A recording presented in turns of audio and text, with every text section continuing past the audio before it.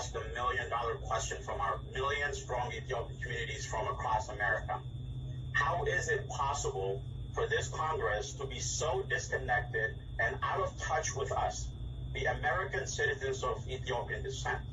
We're a huge voting bloc, and we're here to ask the million-dollar question from our million-strong Ethiopian communities from across America. How is it possible for this Congress to be so disconnected and out of touch with us, the American citizens of Ethiopian descent? We're a huge voting bloc in critical swing states like Georgia, Virginia, and Colorado, where a couple of thousand votes can flip the Senate. You yourself, along with Ambassador Linda, sat with us on a Zoom call back in October to rally for Biden-Harris. You saw what we did. Ethiopians saw the Democratic Party as a friend and an ally.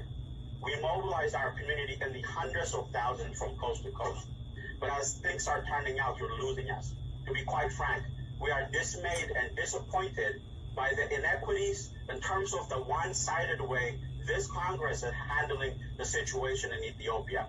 We have in Ethiopia the TPLF, an out-tyrant regime turned rebel with a long history of totalitarianism and well-documented atrocities, with child soldiers being painted as noble rebels immune from condemnation, while Ethiopia, a state under assault, is being demonized with inflammatory statements and punitive resolutions that normally are reserved for enemy states.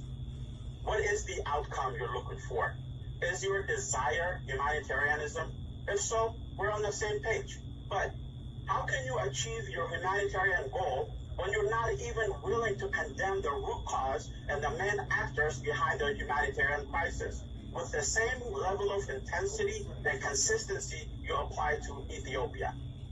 As we speak, TPLF is on a rampage, unleashing atrocities in every town and village they set foot on, killing Tigrayans accused of supporting the government, massacring Eritrean refugees, blocking roads, holding university students hostage for ransom, and using aid to force families into giving up their children for war. All the hallmarks of a terrorist group. Devastating evidence of TPLF use of child soldiers as young as 12 years old is coming out, with authentic and verified photos and videos. Some have even been published on the New York Times. But this is not even becoming a topic of discussion in Congress. If anything, this alone should have been enough for Congress to call out for the TPLF to disarm.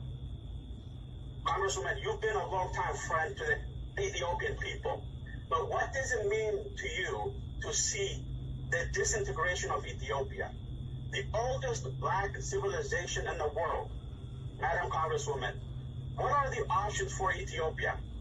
Institutionalized tribalism, where the 1% of the 6% ruling class can become dominant again? Or perpetual war for disintegration through Article 39? This is the agenda the TPLF is pushing. Either way, neither options are good for the people of Ethiopia. Why on earth should we accept this false dichotomy? We want to choose justice, and there is no option for justice with the TPLF.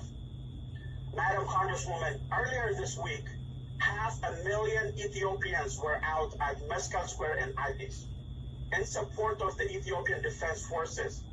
And get this, in protest of the United States. This is unheard of, Madam Congresswoman. The Ethiopian people are not begging anymore. Do you want to go the way of Iran? Do you want to be responsible for a 1979 Iran-like type of situation where the Ethiopian people ultimately go on a totally anti-U.S. revolution? We don't want that. We want good relationships with Ethiopia.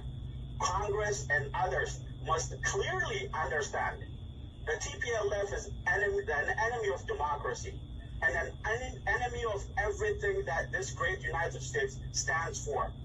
And for those who want the TPLF to succeed, will harm the United States' interest in Africa for decades to come. Because quite frankly, Africans are sick and tired of Western interventionist policies. Thank you, madam. Appreciate it.